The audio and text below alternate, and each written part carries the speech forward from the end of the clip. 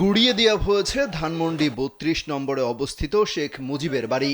রাতভর সেখানে হিন্দি গান বাজিয়ে উদযাপন করতে দেখা গেছে ছাত্র জনতাকে। বৃহস্পতিবার সকাল থেকেই মাইক ভাড়া করে ঈদ মুবারক জানানো হয়। এরপর বিকেলের দিকে সেখানে আয়োজন করা হয় ভুরি ভোজের, আনা হয় গরু। বৃহস্পতিবার বিকেল ৩টার দিকে ধানমন্ডি ৩২-এ একটি গরু আনতে দেখা যায়। এ সময় শেখ হাসিনাকে নিয়ে বিভিন্ন স্লোগান দেন উপস্থিত জনগণ। এই ভুরিভোজের আয়োজকরা জানান, গরুটি মোহাম্মদপুর বেড়িবাঁধ থেকে কিনে আনা হয়েছে। এরই মধ্যে জবাই করে রান্নার প্রস্তুতি চলছে। তারা বলেন, এই দেশে আওয়ামী লীগের নামে কোনো ধর্ম থাকবে না, দেশে ফ্যাসিবাদের কোনো ঠাঁই নেই। অত্যাধুনিক ফিচার সম্বলিত বিভিন্ন সাইজ আর কালারের ২৫০টিরও বেশি ডিজাইন অপশন নিয়ে ওয়ালটন স্মার্ট ফ্রিজ, বোঝে আপনার প্রয়োজন। বুধবার রাত ৯টায় ভাষণ দেওয়ার ঘোষণা দেন ক্ষমতাচ্যুত সাবেক প্রধানমন্ত্রী শেখ হাসিনা।